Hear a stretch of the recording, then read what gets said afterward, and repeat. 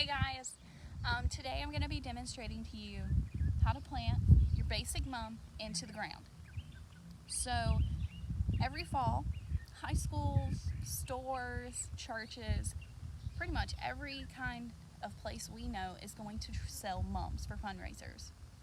Well, something a lot of people don't know is that mums are perennials, which means they will come back year after year if you maintain them.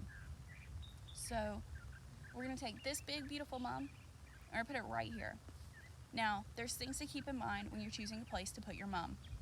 So, for starters, mums love and thrive in direct sunlight.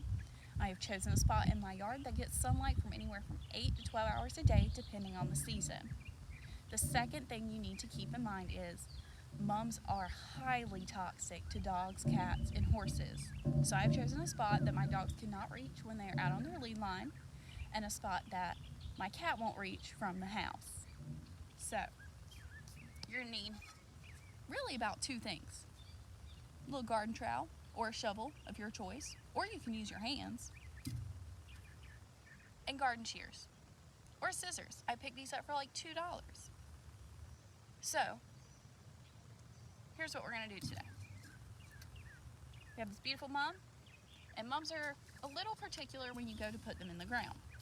So, to start off, we are going to dig a hole, just a general hole.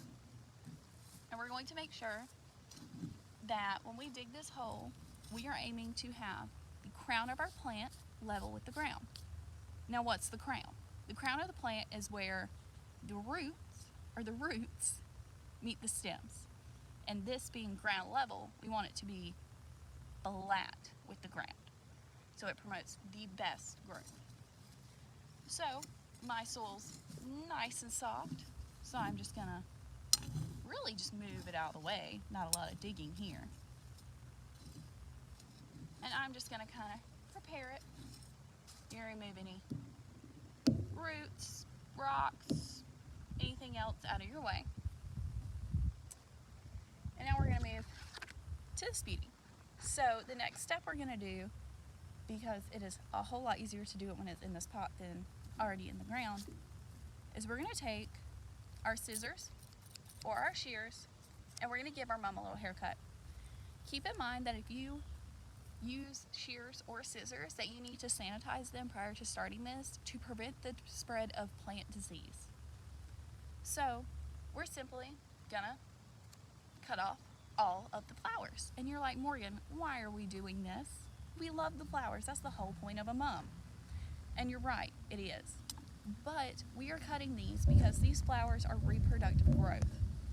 Your plant is not going to focus on rooting itself in and producing new leaves so that it can make it through to the next blooming season if it's focused on reproductive growth and producing offspring. Best way to nip that in the bud, give it a nice little haircut and cut all those flowers off. So, once you have done all of that, just nice little snip snip all the way around, you're going to want to get it out of this pot.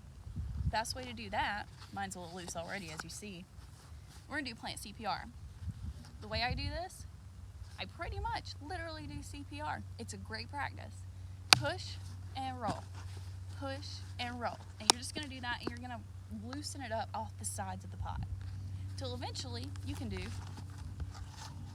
that. You can keep these, you can throw these away. Heck, you might be able to recycle them. I always keep mine because I never know what kind of gardening adventures I'm going to get into. So set that to the side, and now we're going to move to our mum. So usually when you receive a mum from a store, it's going to be root bound. It's going to have the exact same shape as the pot it came out of. And you're simply going to knead that plant and get all that impacted soil out of the root system without tearing a bunch of the roots out. And it might take a while, but if you do it and do it well, your plant's going to thrive. So just give it a nice little knead, shimmy shake. Eventually you're going to have all these fibrous roots hanging down. Next, we're going to simply insert it in the ground and see what we need to do. Do we need a bigger hole, or do we need to fill it in a little bit so the crown is sitting level with the ground? So in this case, it's a little too deep.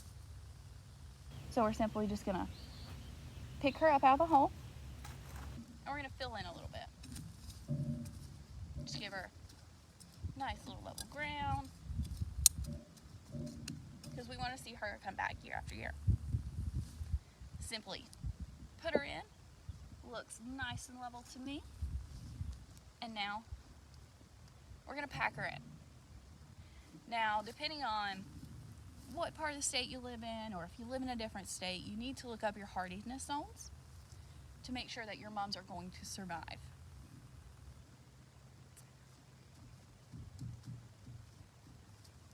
So just keep packing in.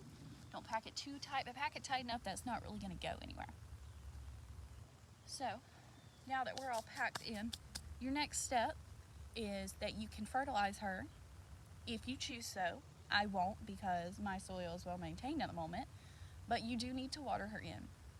So grab a water hose, a watering can, a cup of water, a bottle of water, your choice, and make sure you water her in and really hydrate those roots to promote great growth.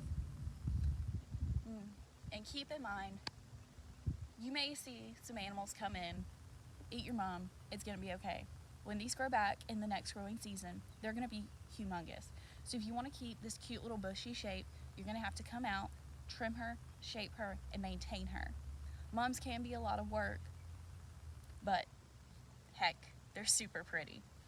Thanks.